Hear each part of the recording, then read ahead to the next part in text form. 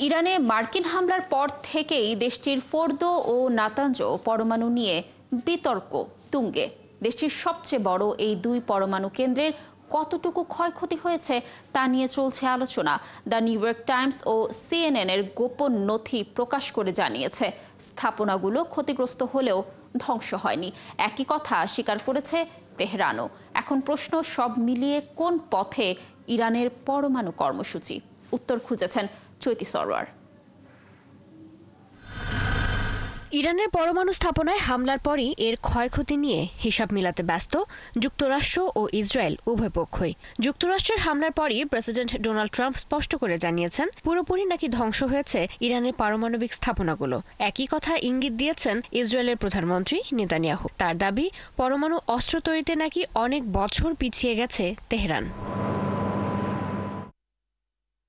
মার্কিন কেন্দ্রীয় গোয়েন্দা সংস্থা সেন্ট্রাল ইন্টেলিজেন্স এজেন্সি সিআইএ এর পরিচালক জন র্যাডক্লিফ এক বিবৃতিতে বলেছেন, ইরানের কয়েকটি গুরুত্বপূর্ণ পারমাণবিক স্থাপনা ধ্বংস হয়ে গেছে এবং সেগুলো পুনর্গঠনে কয়েক বছর লেগে যাবে।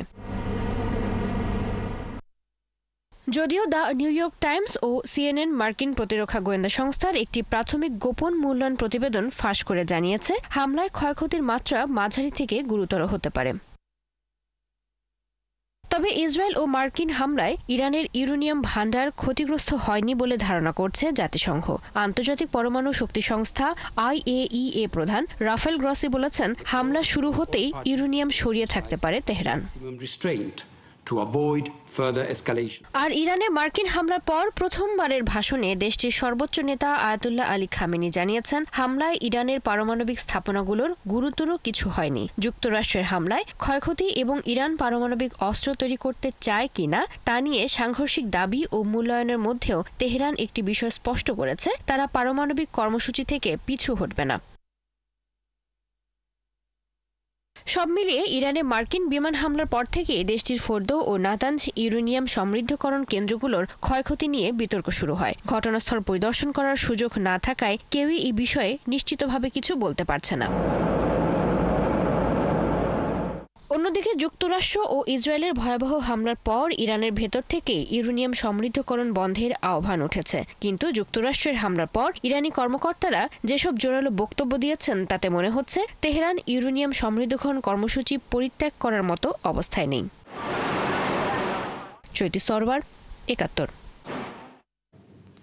যুক্তরাষ্ট্র ও ইসরায়েলের বিরুদ্ধে জাতিসংঘের মানবাধিকার বিষয়ক হাই কমিশনের দপ্তরে আনুষ্ঠানিক অভিযোগ এনেছে ইরান।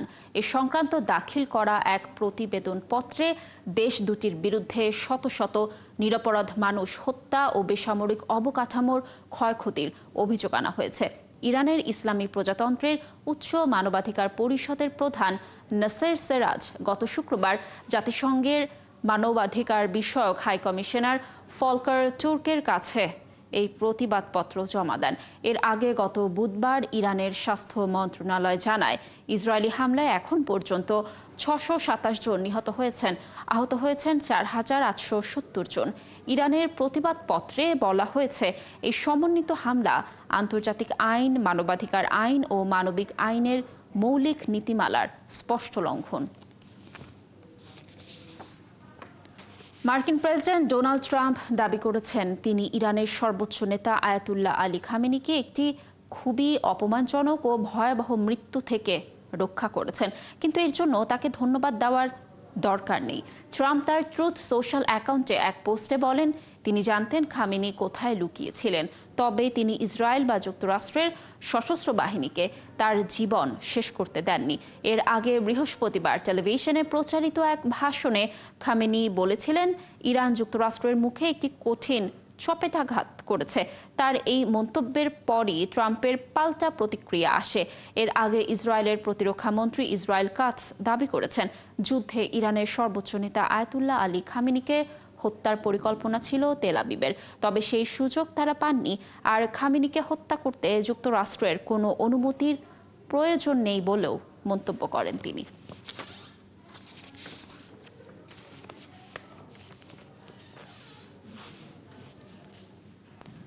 ইসরায়েলি প্রধানমন্ত্রী বেনিয়ামিন নেতানিয়াহুর বিরুদ্ধে চলমান দুর্নীতির বিচারের বিষয়ে ইসরায়েলি প্রসিকিউটরদের সমালোচনা করেছেন মার্কিন প্রেসিডেন্ট ডোনাল্ড ট্রাম্প। শনিবার ট্রাম্প সামাজিক যোগাযোগ মাধ্যম ট্রুথ সোশ্যালে একটি পোস্টে বলেন, নেতানিয়াহু একজন যুদ্ধের বীর এবং একজন প্রধানমন্ত্রী যিনি ইরানে বিপজ্জনক পারমাণবিক হুমকি থেকে মুক্তি পেতে মার্কিন যুক্তরাষ্ট্রের সাথে কাজ করে অসাধারণ কাজ করেছেন। কিন্তু নিয়ন্ত্রণহীন প্রসিকিউটররা নেতানিয়াহুর সাথে যা করেছে তা পাগলামি, কেননা তিনি এখন হামাসের সাথে একটি চুক্তির আলোচনার প্রক্রিয়াধীন, যার মধ্যে জিম্মিদের ফিরিয়ে আনাও অন্তর্ভুক্ত থাকবে। কিন্তু ন্যায় বিচারের এই প্রহসন ইরান এবং হামাস উভয়ের আলোচনায় হস্তক্ষেপ করবে বলেও পোস্টে জানান তিনি।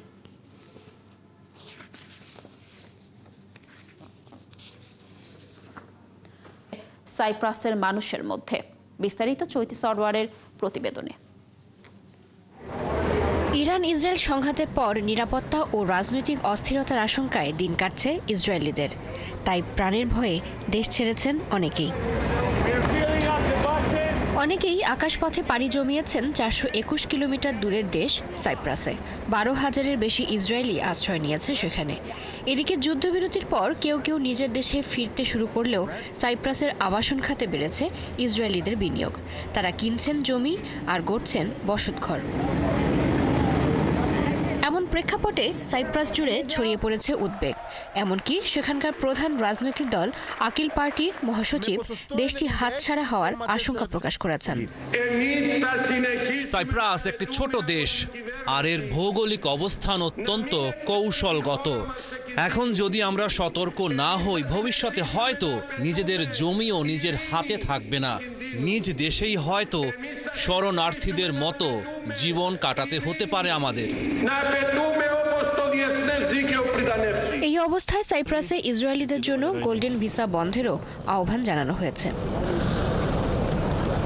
চৈতি সরওয়ার, 71। অবরুদ্ধ গাজা উপত্যকায় ইসরায়েলি অবরোধের কারণে গাজায় অপুষ্টির শিকার হয়ে কমপক্ষে 66 শিশুর মৃত্যু হয়েছে। আর গত 24 ঘন্টায় আরও 81 ফিলিস্তিনি নিহত হয়েছেন। আহত হয়েছেন 400-র বেশি মানুষ। এদিকে ফিলিস্তিনের অবরুদ্ধ গাজা উপত্যকায় শিগগিরই যুদ্ধবিরতি হতে যাচ্ছে ট্রাম্পের এমন মন্তব্যে বিস্ময় প্রকাশ করেছেন ইসরায়েলি কর্মকর্তারা। অন্যদিকে যুদ্ধবিরতি চুক্তি ও জিম্মিদের মুক্তির দাবিতে তেল আবিবে বড় ধরনের বিক্ষোভ হয়েছে। বিস্তারিত শারমিন স্বপ্নার প্রতিবেদনে। প্রায় 2 বছর ধরে গাজায় ইসরায়েলি আগ্রাসন চলছে।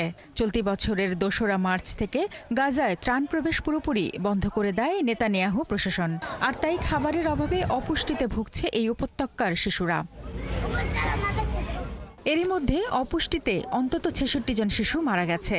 গাজা প্রশাসনের অভিযোগ, দুধ, পুষ্টিকর খাদ্য এবং অন্যান্য মানবিক সহায়তা প্রবেশে বাধা দেওয়াতেই এই সংকটের সৃষ্টি হয়েছে। গাজায় 1 সপ্তাহের মধ্যে যুদ্ধবিরতি চুক্তিতে পৌঁছানো সম্ভব। মার্কিন প্রেসিডেন্ট ডোনাল্ড ট্রাম্পের এমন বক্তব্যের দিনও ফিলিস্তিনিদের স্বজন হারানো থেমে নেই। শনিবার ভোরে গাজা সিটির আলতুফা এলাকায় ইসরায়েলের ভয়াবহ বিমান হামলায় কেঁপে ওঠে চারপাশ। এছাড়া হামলা হয়েছে দেইর আল বালা সহ আশপাশে আরও কয়েকটি এলাকায়। একাধিক ইসরায়েলি কর্মকর্তা জানান, ট্রাম্প যে যুদ্ধবিরতির কথা বলেছেন তা শুধু রাজনৈতিক কল্পনা ছাড়া আর কিছু নয়। নেতানিয়াহুর বিরুদ্ধে শনিবারও তেল আবিবের রাস্তায় নামে হাজারো মানুষ। তারা অবিলম্বে হামাসের সাথে যুদ্ধবিরতি কার্যকর করে জিম্মিদের ফিরিয়ে আনার দাবি তুলেছেন। এরই মধ্যে নিহত অনেকের স্বজন অভিযোগ তুলেছেন, হামাসের সঙ্গে যুদ্ধবিরতিতে বাধা দিচ্ছেন স্বয়ং প্রধানমন্ত্রী নেতানিয়াহু। মাতান জানগুয়াক নামে এক জিম্মির মা হামাসের সঙ্গে চুক্তি করে তাদের প্রিয়জনদের ফিরিয়ে আনার অনুরোধ জানিয়েছেন। এদিকে ইরানে আকস্মিক হামলা ও জিম্মি বিনিময় নিয়ে নেতানিয়াহুর বিভিন্ন সিদ্ধান্তে নাখোশ সাধারণ ইসরায়েলিরা। সম্প্রতি এক জরিপে দেখা গেছে, নিরাপত্তা এবং জাতির বৃহত্তর কল্যাণের চেয়ে নিজের রাজনৈতিক অস্তিত্বকে অগ্রাধিকার দিয়েছেন নেতানিয়াহু। শারমিন স্বপ্না, 71। ফিলিস্তিনের গাজায় ত্রাণের আটায় মিলেছে নেশা জাতীয় মাদক ওপিওয়েড অক্সিকোডন। গাজা হিউম্যানিটেরিয়ান ফাউন্ডেশনের বিরুদ্ধে উঠেছে নেশার এই মরণ ফাঁদ পাতানোর অভিযোগ। মধ্যপ্রাচ্যের বেশ কিছু গণমাধ্যমের দাবি, ফিলিস্তিনিদের জন্য ত্রাণের আটায় যে ওপিওয়েড অক্সিকোডন ওষুধ মিলেছে তা চিকিৎসকের পরামর্শ ছাড়া গ্রহণ করলে হ্যালুসিনেশন ও তীব্র শ্বাসকষ্ট থেকে হতে পারে মৃত্যু। বিস্তারিত চৈতি সরওয়ারের প্রতিবেদনে। ইসরায়েল ও যুক্তরাষ্ট্রের সহায়তায় গঠিত গাজা হিউম্যানিটেরিয়ান ফাউন্ডেশনের বিরুদ্ধে গুরুতর অভিযোগ এনেছে মধ্যপ্রাচ্যের বেশ কিছু গণমাধ্যম। তাদের দাবি, ফিলিস্তিনিদের দেয়া ত্রাণের আটায় মিলেছে শক্তিশালী অপিওয়েড বা ব্যথানাশক ওষুধের ট্যাবলেট। তারা দাবি করছে, ইসরায়েল অনুমোদিত ও যুক্তরাষ্ট্র সমর্থিত ফাউন্ডেশনের ত্রাণের আটায় যে অপিওয়েড পাওয়া গিয়েছে তা মূলত অক্সিকোডন পিল। ক্যান্সার রোগে আক্রান্তদের দেয়া হয় এটি। অতিরিক্ত সেবন করলে তৈরি হয় এর প্রতি তীব্র নেশা বা আসক্তি। অক্সিকোডনের মূল উৎস আফিম গাছ। সাধারণত যেসব রোগীদের ব্যথা উপশমে অন্য কোনো ওষুধ কাজ করে না, তখন তাদের অক্সিকোডন দেয়া হয়। এই ওষুধ অতিরিক্ত গ্রহণ করলে তৈরি হয় হ্যালুসিনেশন, তীব্র শ্বাসকষ্ট এবং ক্ষুধামন্দায় ধীরে ধীরে মৃত্যুর দিকে ধাবিত করে। গাজার তরুণ প্রজন্মকে ধ্বংস এবং সামাজিক কাঠামোকে ভেঙে দিতেই ইসরায়েলের এই মরণ ফাঁদ, এমন দাবি ফিলিস্তিনের প্রশাসনের। গাজায় ত্রাণ কার্যক্রম শুরুর প্রথম থেকেই ফিলিস্তিনিদের জন্য মৃত্যুকূপে পরিণত হয়েছে গাজা হিউম্যানিটেরিয়ান ফাউন্ডেশন। উপত্যকাটির স্বাস্থ্য মন্ত্রণালয়ের তথ্যমতে ত্রাণ নিতে গিয়ে ত্রাণ কেন্দ্রগুলোতে মৃত্যু হয়েছে ৫ শতাধিক ফিলিস্তিনির। তার উপর নতুন করে বিতরণ করা ত্রাণে মাদক পাওয়ার অভিযোগ উঠল। চৈতি সরওয়ার, ৭১।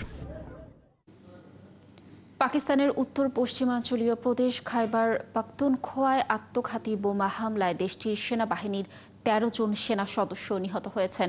এই ঘটনায় ভারতকে দায়ী করেছে পাকিস্তান। পাকিস্তানের সেনাবাহিনীর দাবি, এই হামলার পেছনে ভারতের রাষ্ট্রীয় পরিকল্পনা এবং ভারত সমর্থিত জঙ্গি গোষ্ঠী জড়িত। তবে এ হামলায় জড়িত থাকার কথা অস্বীকার করেছে ভারত। ভারতকে দায়ী করে পাকিস্তান সেনাবাহিনীর বিবৃতি প্রত্যাখ্যান করে পাল্টা বিবৃতি দিয়েছে ভারতের পররাষ্ট্র মন্ত্রণালয়। দেশটির সেনাবাহিনী জানিয়েছে, একটি বিস্ফোরক ভর্তি গাড়ি দিয়ে সেনাবাহিনীর একটি কনভয়কে লক্ষ্য করে আত্মঘাতী হামলা চালানো হয়। প্রথম সারির দল হামলাকারীকে শনাক্ত করে থামাতে পারলেও হামলাকারী একটি গাড়িকে ধাক্কা দিয়ে বিস্ফোরণ ঘটায়। এতে ১৩ জন সেনা সদস্য নিহত হন।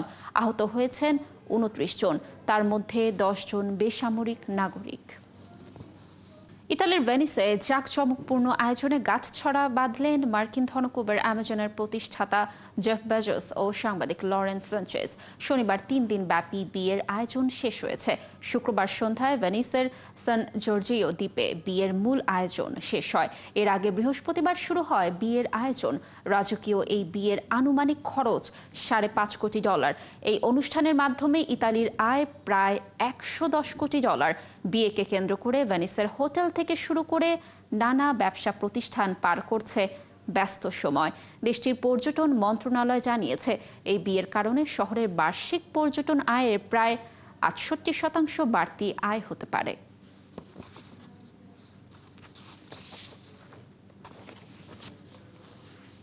দর্শক, এই ছিল আজকের আয়োজনে। কাল একই সময়ে আবারও হাজির হবে বিশ্বযোগ। চোখ রাখুন ৭১-এর ফেসবুক পেজে এবং সাবস্ক্রাইব করুন ৭১-এর ইউটিউব চ্যানেল। ৭১-এর সাথেই থাকুন।